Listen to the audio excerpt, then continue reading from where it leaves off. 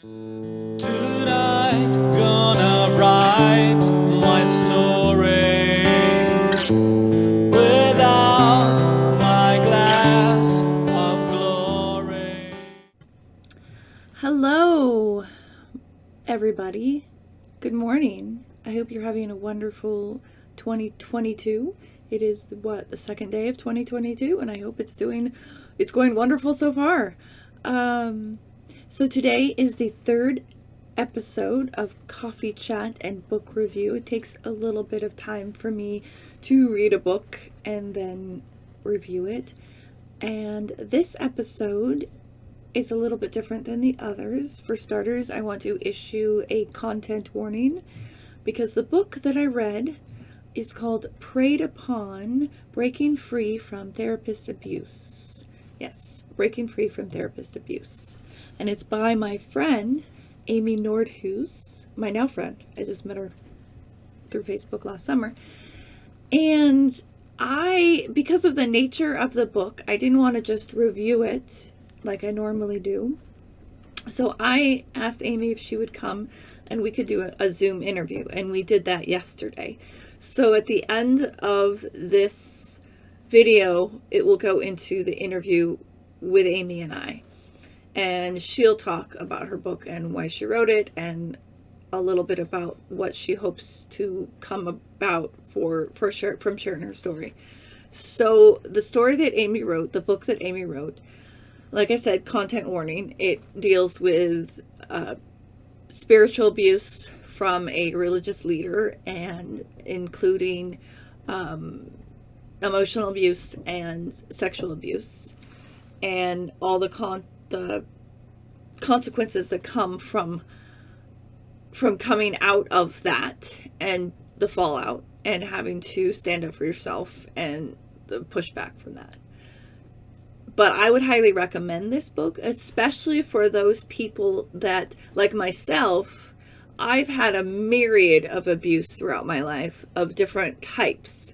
And fortunately, it may not have gotten to a sexual abuse, but it doesn't matter, because abuse is abuse. And no matter how, quote, bad it looks, even if it's not a slap on the face or physical, it still has ramifications, and it still has a deep-seated, it remains, the effect of it, even if it was just emotional or psychological. And sometimes that's worse because it's harder to prove and it's harder to get yourself free from. And most of abuse starts emotionally or mentally. I was fortunate that I was able to, within each of these cases, get myself away from something before it became too physical. So I recommend this book for that reason to anyone who's had any sort of emotional, mental, any kind of abuse that you've been through. I recommend this book because Amy writes in a way that shows how one can become a victim and fall into the trap, and how a person that is that victim can empathize with their abuser and not want to hurt them, and also shows the way out, breaking free, as it says, and how painful even that was for her, and how she struggled with guilt over having to break free from this person and admit what he had done. I will make sure that all the links to connect with Amy and to purchase her book are in the description below. And so without further ado, I would like to introduce you to Amy Nordhues. So welcome to Coffee Chat and Book Review, or Tea Chat and Book Review, if that's what you're drinking. Please go ahead and introduce yourself and tell a little bit about yourself, just in general, not necessarily about your book. But who are you and what do you like to do? Yeah. My name is Amy Nordhues. I'm married to my husband, Barry, and I have 3 kids, all E's, Emily, Evan, and Ethan. We have 4 dogs, all thanks to my lovely oldest daughter, really. And we have a cat. I like to write. I like photography. I like comedy. Yeah, So what I was the like reading. idea of having the children all be named E? Was that just happen, or? Well, no, we chose Emily because I was adopted and I found out that my birth mother had 3 names picked out. One of them was Emily. And then my mother-in-law said she almost named her first daughter, who well, I may be butchering that story, but Emily was also a name that she had picked out. So I thought, oh, well, we're going to go with Emily. Plus it's old fashioned and literary, and I love that. And then Evan only became Evan because my husband didn't like any of my boy names. And so finally I said, you pick. And so he picked Evan, and I loved it. Well, then when we had a 3rd child, I was like, well, he'll be left out. So yeah, it kind of, then we felt roped into it. You know, we didn't want like Emily, Evan, and George. So we thought he'd have issues. So, so then we were like, oh gosh, now we have to pick an E boy name. But anyway. Yeah. It is kind of a tongue twister though, especially when they're younger and you're kind of trying to yell their name. You're like, My dad used to do that, and he'd say all our different names, and then he'd be like, keep your name straight. And you'd be like, throwing the dogs' names too, and they'd be like, oh yeah. So let's go on to, well, why don't you tell a little bit about your book? And the question I have, the next one I would have, is the timeline of events of the book, and then how, like, when did you start writing it? So what was there a huge time gap? So introduce your book, and then you know, the timeline of events plus when you started writing it. The book is a memoir, and it's entitled Preyed Upon, prayed with an A, and then the A is marked out and an E is written in. And the subtitle is Breaking Free from Therapist Abuse. And I started seeing this counselor in spring of 2013, and I got away from him in July of 2014. Okay. I don't know when I actually started to put, pen to paper exactly, but I remember early on I had to write a lot of things down first for my pastor, because this man was an elder at my church, and then for the medical board, and then for my attorney. So I thought I need to jot down everything I can remember now while I can. So I did that. And, it's a really good question. I'm going to go back and dig, but it was pretty soon after that I probably completed the medical board investigation, which was probably around 6 months. And then I had a civil suit that took 3 years. And that took a lot out of me. And so when would that be? 2017, maybe that would have ended. I think that's about when I started writing. Okay, that makes sense. Because now it just got published and you finished it. Congratulations, by the way. Not just on writing the book, but on everything you've gone through in your life. And then that in itself, going to someone for healing for this issue and having it, taken advantage of. And then, as I read in the book, that there are a lot of other women who came forward that had a longer history. And I think that's also really amazing that you were able to get out of it, escape from it, only after a year. It's traumatic and horrible, but no, I agree. I do feel blessed. It was a year and a half. And there were other victims. I know one that it was 17. So yeah. So what made you decide then, up until 2017, after the civil cases and whatnot, what made you decide to actually start writing this book? Really, I wrote it originally because I did not understand how I allowed this to happen, how I was duped as an adult, how I couldn't leave sooner, how, I just had all these questions for myself that I was just like kind of firing at myself, like I can't forgive you because I don't understand, I don't know if you deserve to be forgiven. I have questions, and it was kind of like I needed to understand it. And because I was just so filled with self-hatred and shame and embarrassment. And so I wrote it out, I think, originally so that I could see what happened. Because, I didn't even know I was being groomed until I got out. I didn't even know that the dots were connected. I didn't know that the grooming started on day one. I thought, the bad stuff just happened at the end. So so I just started putting pen to paper, to understand it for myself. And then I think I just realized that other adult victims, because there are so many of us, but not a lot come forward because it's embarrassing and scary and it's very risky. You don't know if you're going to lose reputation, marriage, friends, church. I wanted other adult victims to know that they weren't the only ones. And then, I walked away from the book. I'd walk away from it for months at a time and then go back to it. And I decide, I'm not really going to publish it anymore. And then I'd go back to it. And it slowly, as I gained more healing, the book evolved. So instead of just telling my story of what happened, then I had, the years after that I could show more what victims go through after they tell, which honestly can be where a lot of the trauma is, sadly. And so in a way, I'm glad that it evolved over a slow period of time because there was a lot more I could include in the book. Right. Tell me about some of what happened once you did leave. You spoke about the how it can be even more traumatic after you come out about it. Can you speak about that a little bit? Well, at first I was the only one and I just felt like, the biggest loser in the planet. Like I'm the only one this has ever happened to because I didn't know of anyone else, but I slowly found other victims and realized this is very common. It's not just me.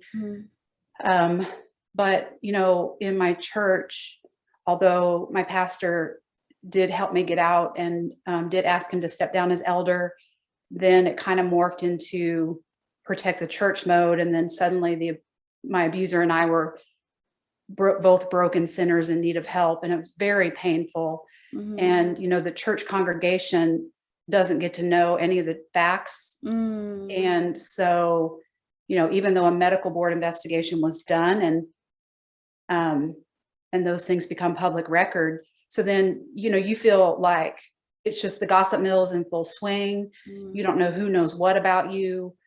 That's why another victim did come forward, is because somebody was gossiping to her about me and she didn't even know me. And it enraged her that they were spreading those kind of lies. And so just a lot of that. And I tried to keep going to that church and I just couldn't do it. Understandable. I live in a small town. I still don't know. You don't know who's friends with who. And I certainly know, Lord only knows what his version of events was. But I heard a lot of the lies, just like that I was delusional and I imagined it and that, well, anyway, I'm going off on a tangent there, but so there's a lot of that. My husband originally took it like I had an affair, even though I think on some level he knew I didn't, but then it was so confusing and that was extremely painful, as you can imagine, and just crushed me because I thought, see, this is my biggest fear. This is why adults don't come forward because this is too much to lose. We've already had the abuse. Then why should we have to lose everything else? Yeah. And so, we had to journey through that for a period of time, and he came around pretty quickly and is very supportive and we have a wonderful relationship now, but that isn't just another, I call them aftershocks. Like if abuse was an earthquake, there just seems to be aftershock after aftershock of things that come next. And then like when I reached out to attorneys, they made me feel terrible. The first two, they said, one was a female and she said, well, why would you go back? And you just feel you already feel stupid and you already feel ashamed. And so that just heaps it on. And so you have to be really careful and find an attorney who specializes in that kind of abuse. So those are just some of the things that, and it was nice to eventually not be the only victim, but it also was a little bit of a hurt in that you have to admit that it was a joke and you were just being played and you were never special and you were never cared about. Because even though, as sick as it sounds, a part of you wants to hold on to the fact that, well, maybe he just really cared about me and he got tripped up with me. But no, even though on some level, that he disregarded us all as trash and we were just pawns. So anyway, that's just some of the different hurdles that I had to face after I came forward. Yeah, I can understand that too with my own history of abuse, that you want to find a way to rationalize what you went through to still think that somehow you were special. But Yeah. and I'm thinking right now of my relationship with my husband. But now I'm realizing it's been over 10 years that he just was in need of someone to pay the rent and stuff. Right. So I want to talk about, I've read a lot about the sort of tactics of abusers. And I want to, your book really focuses on more of like religious trauma or spiritual trauma. But from what I've understood is that it's not, it's all like these tactics of abusers are, you can find them anywhere. Yes. I myself have had husband, friend, coworkers, bosses, pastor, it's a therapist, all the different.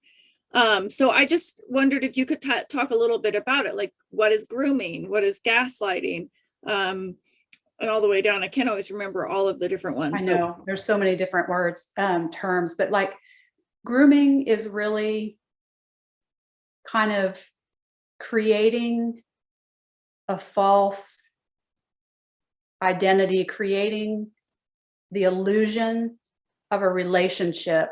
Mm-hmm.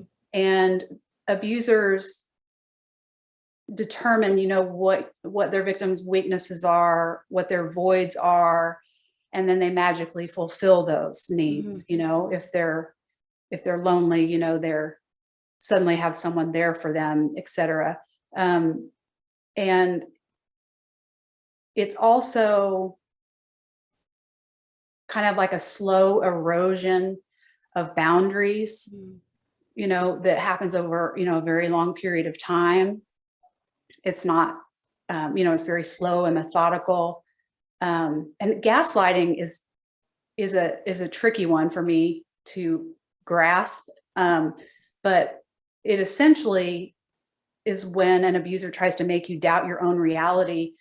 And there's so many different ways they can do that. And I'm trying to think from my experience, for me, I was in therapy and he made me, over time, convinced me that I had all these like mental health type issues and that I had evil spirits attached to me and all these things. And while I didn't 100% always believe him, part of me wasn't sure, because it was like, well, I've always had depression. Maybe that's why. And so it makes you get to where you're almost so confused. You're not sure what's real anymore. And I felt the crazy making is like, I didn't feel like I could tell anybody else, because then they would think I was crazy. So it's partly also isolating you. Mm-hmm. And I could go on and on. Like with grooming, they talk about like mirroring, and that's kind of what I said earlier, where they find out what you need and they mirror that back to you. Like I needed a father figure, he was magically that father figure, or whatever. They play on your empathy. Mm-hmm. That's a big one, because those of us that are empathetic, it's hard for us to turn on someone, once they have made themselves vulnerable and show their weaknesses. It becomes harder for us, to then turn on them once they've hurt us. Mm-hmm. Mm-hmm. Right. And do just guilt, like he didn't charge me for sessions, so that I would then feel indebted. Mm-hmm. They do go above and beyond. That's all part of grooming. Love bombing is another term. Mm-hmm. Just pouring on really whatever it is that you need. Yeah. And I kind of compare it. I say it's like a magic elixir, or it's almost like a drug. It's like they create this extreme dependency in you towards them. And like, you don't even understand that it's happening, or why you feel so compelled. Are you connecting with any of that? Yeah, all of it. Like, yes. Why do I feel so compelled to go back? It's all these little layers that they've set up. It's why can't you break away? That's the hard thing, is trying to break away from it and feeling like you can't, and feeling trapped. Right. So yeah, have you done much research, or do you know? I've heard a little back and forth, but the prevalence of spiritual abuse, how long has this been going on decades? Is this relatively a new phenomenon, with the fact of where a lot of, you look a lot of where Christianity or any kind of religion is connected to, like, the political system, and they seem to really have gotten corrupt? Do you think it's a newer phenomenon, or do you think it's something that goes back for decades?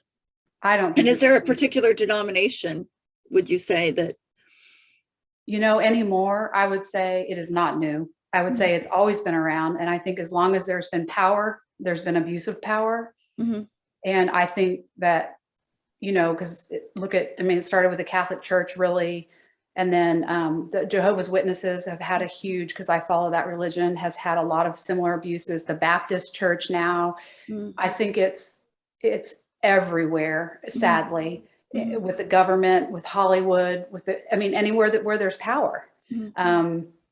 And that's not to say that anyone in a position of power becomes corrupt, but I think that, you can't be an abuser or a perpetrator without power, Right. without a power differential. You've got to be above your victims, whether it's in your religious stance or your career position, or your political position.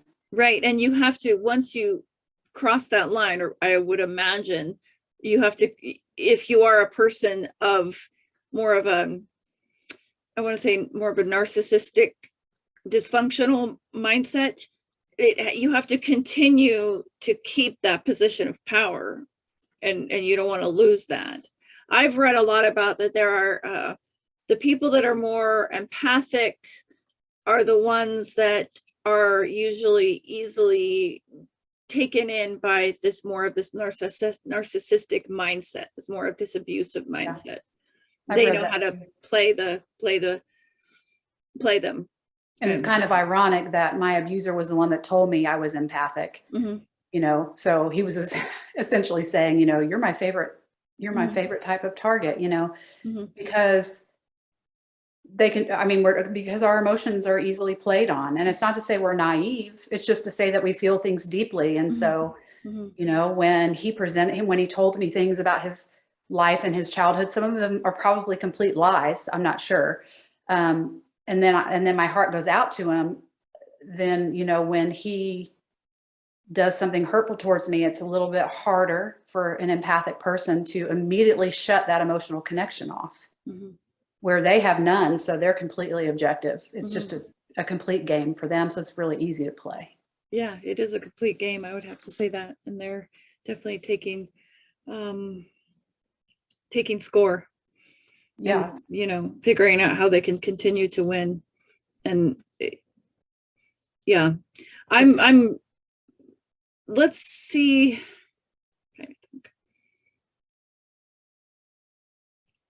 So how could you take your book, we've touched on this a little bit, that is talking more about, more of a spiritual or Christian focus of this type of abuse, and how can we make it more available, or more something someone that is not religious or not Christian would want to pick up, that has been in a situation like this?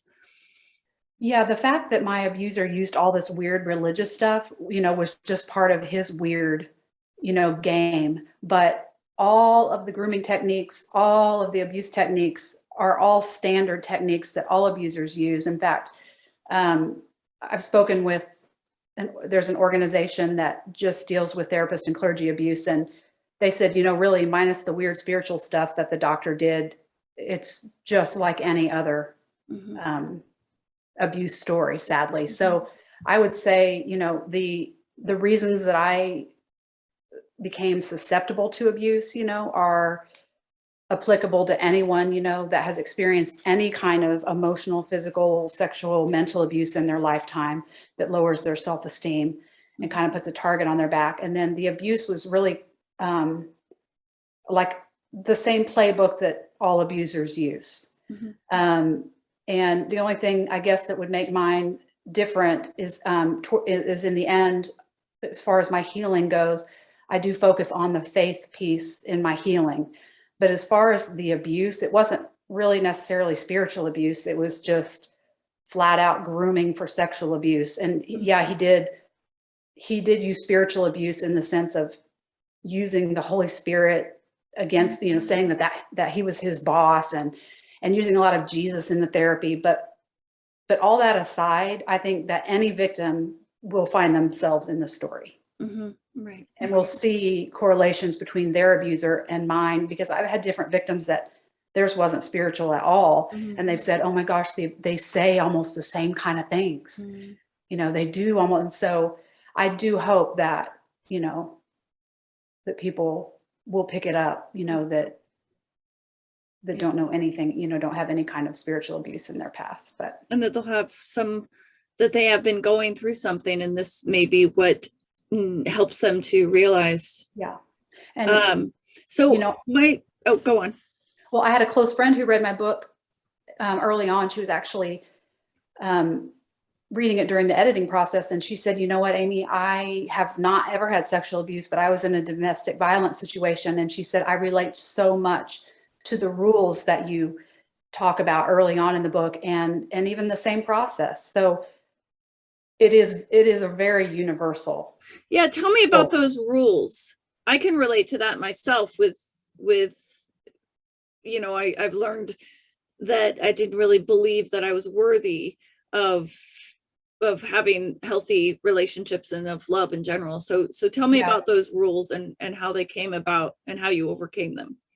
Yeah. In fact, another friend of mine who's had no abuse said that I have some of those same rules. And so I think, that is a really helpful universal part of the story, to where I feel like anyone can benefit from those, because none of us ever really stop to think, what we're telling ourselves, or we never put down on paper what we're really believing about ourselves. We don't even know most of the times what we even are thinking about ourselves. All we can see is our actions and our choices. And we think, why would I keep picking a person like that? Or, why would I have allowed that?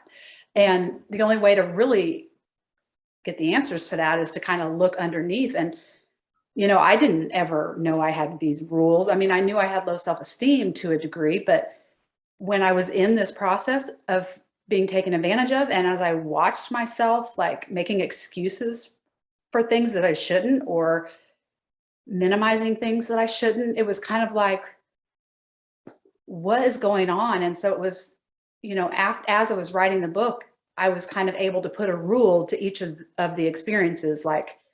The first time, I'm just using this for an example, the first time he, came and covered me up with a blanket, that obviously made me feel afraid and uncomfortable and embarrassed. And, but it was okay, well then what? But then I immediately, was hard on myself. Oh, Amy, I mean, he's just being playful, and he's 65. What's your problem? Why is this even a problem? And again, it always came back to me. What is wrong with you that this is a problem for you? So the rule, kind of became, and I write the rules to sound ludicrous because they are ludicrous. But, the rule kind of behind that was essentially something like, people in authority don't make poor choices. So if there's something they do that makes you feel uncomfortable, then there's something wrong with you and you need to address it. Everything comes back to, and there is something, wrong with you, defective in you, flawed in you, that is causing you to have this reaction. Because as we all know, no one in authority makes a bad choice. Nobody, in a position of power takes advantage of innocent souls. I mean, it's ridiculous because we know it happens every day, but at the same time, it's ridiculous that is really what we're believing. Right. So and that's how it continued through the book. Yeah, right. And it's the sense of, what I like about your rules is this sense of, you show how, you kind of allow yourself to be taken advantage of because of the beliefs about yourself. And then as you come out of it and start finding healthier people that are, standing up for you, your rules were able to change. And yes. I found that really powerful because I've seen that in myself in the recent years, is, having those rules or those beliefs about yourself and how they change based on the people you choose to have around you. And Yeah. all, for me, it was this powerful realization that I have a choice of who I let in and who I let out. I have a question about, you said that part of your healing came from faith. Was there other coping skills that you were used? You know, for me as a person with a mental illness and PTSD, there are things I do every day to keep myself stable, to keep myself healthy, as far as, you know, making sure I have sleep and eat and exercise and all those. Is there, do you have you found that you have to do certain things as well like that? Yeah. Yeah. And when I say I used faith, it was a piece of my journey. There's so many things, you know, that went into it. I'm just like you. I have to be very careful with self-care. I don't have as much energy as I feel like some people do. I need more sleep. You know, I've got to eat. I can't be stretched too thin. I have to be patient with myself, with my emotions, and not, you know, try to rush myself through them, because that's what I would like to do, and just have them go away. And I've got to be patient with that. I take medication for depression and anxiety. I did a year of EMDR therapy after my abuse, and that was really hugely beneficial in lessening the impact of the trauma. It's quite amazing how it works, actually. Yeah.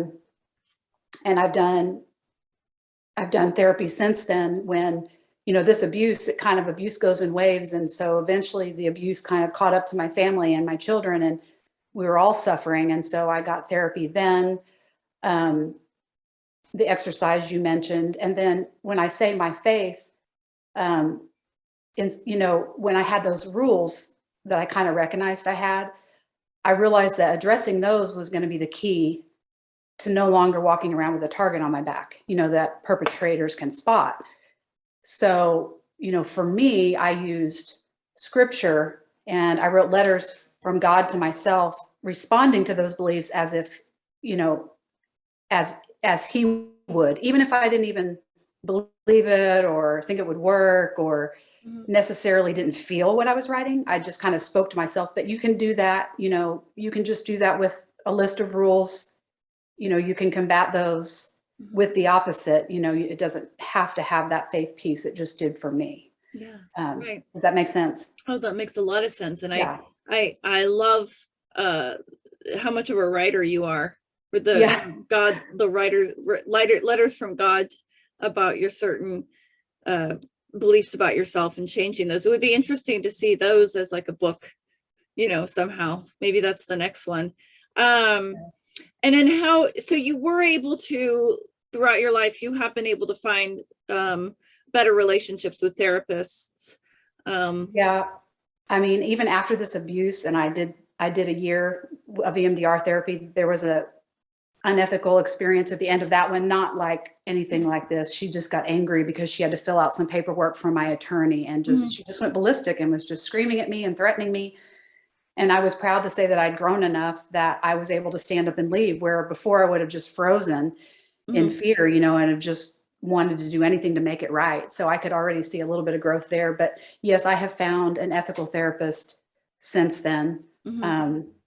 There also, you know, there's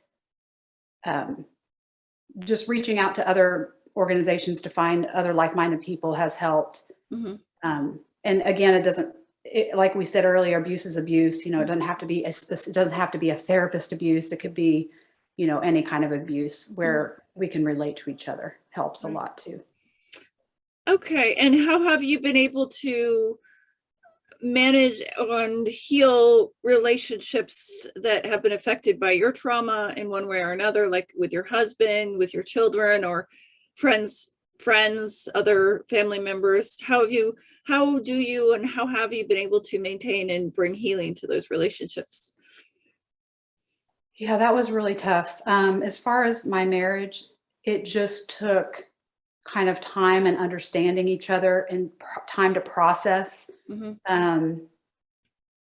I also, you know, found a lot of helpful articles of other spouse or couples that have gone through this, and there's a lot of information on how the spouse is a secondary victim to the crime. And so, you know, when you can start to see, it helps you to be patient with your partner when you can understand they were victimized as well in a different way.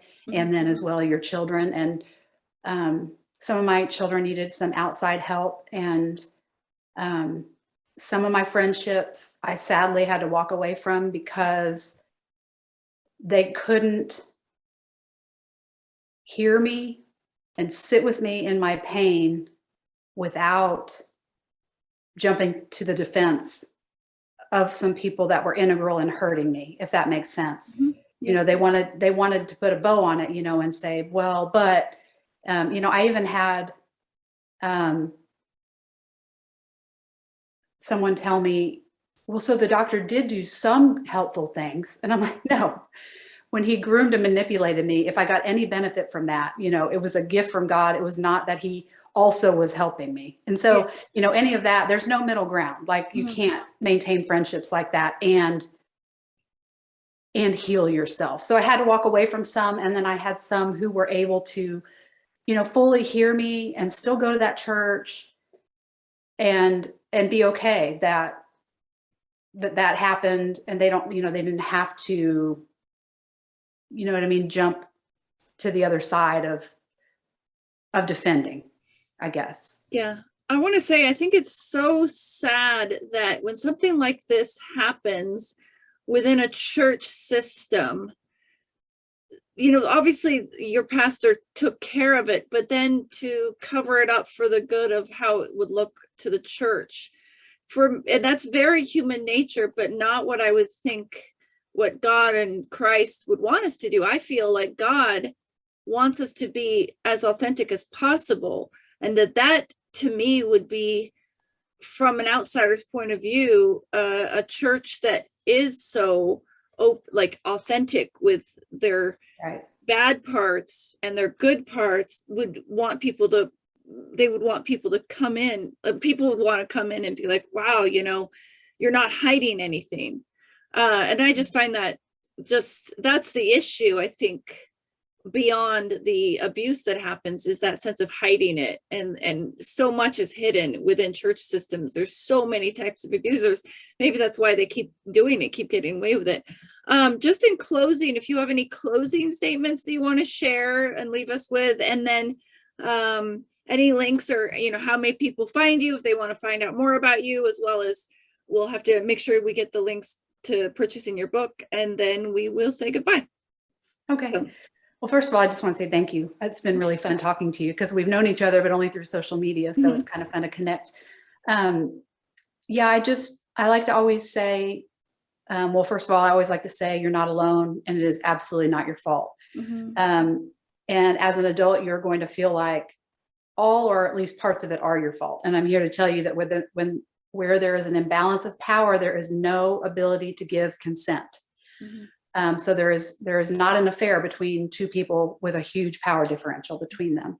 And then I also like to say, you know, I couldn't get out on my own. If you can, that's great. But please tell, because the hold that these perpetrators have on us is so strong that it's really hard to get away from. That's why so many people are stuck for so many years. And I like to say that you need to tell, but you need to keep telling if you're not heard, because the first person I told blew me off because they didn't want to deal with it, because it was a part of the church. And so keep telling, because someone will hear you. And then, you know, when you do get out, please find someone that you can talk to, relate to, because it's just too huge of a burden to carry on your own. It's just too heavy of a secret. I wanted it to be a secret. I wanted to not tell anyone and just get out, and it would just evaporate, and I would tell no one. Clearly I've come a long way since then, but I guess I just want people to know, you know, you don't have to write a book or talk about it, but find somebody that you can unload it on, a therapist or a friend. Or okay. And how many people find you and get a hold of you if they want to? Yeah, my website is www.amy Nordhues, Nordhues, as in Sam.com, and you can sign up to follow my blog there, and you can buy a autograph paperback copy there, and it comes with a gift. Or you can buy the paperback on Amazon or wherever books are sold. And my ebook is about to go into Kindle Unlimited, but you can currently also purchase it on Amazon. Okay.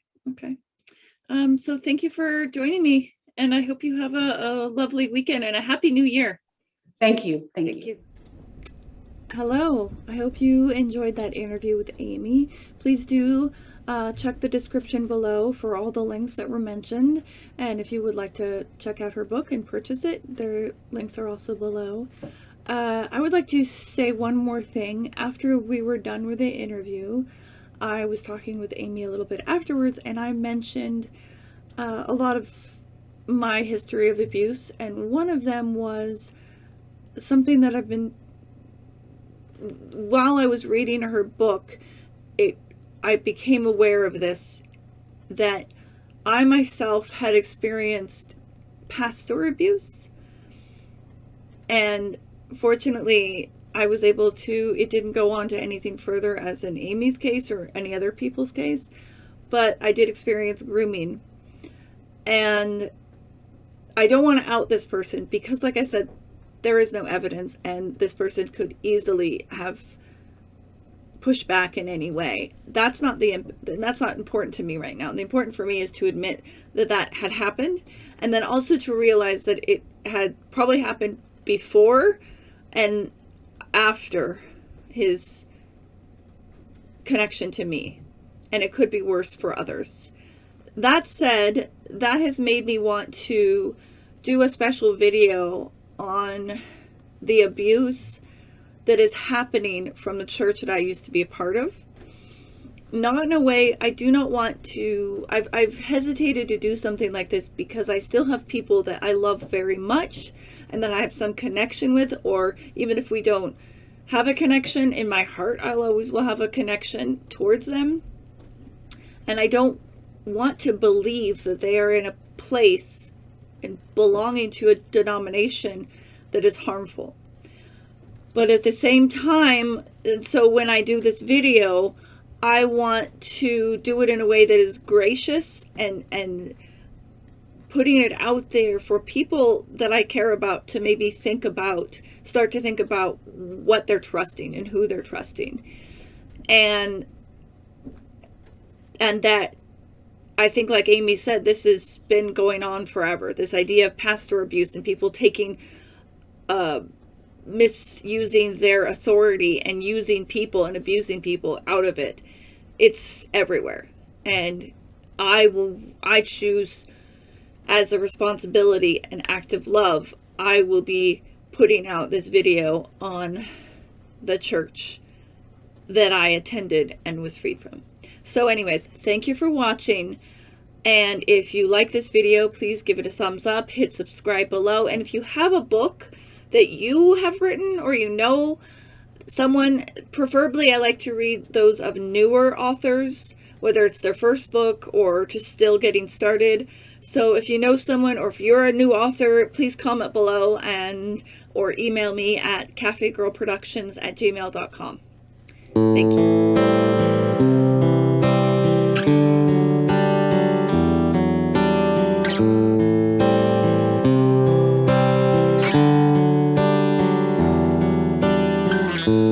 Tonight, gonna write my story without my glass of glory hanging onto my dreams, faded by time. Out of sight,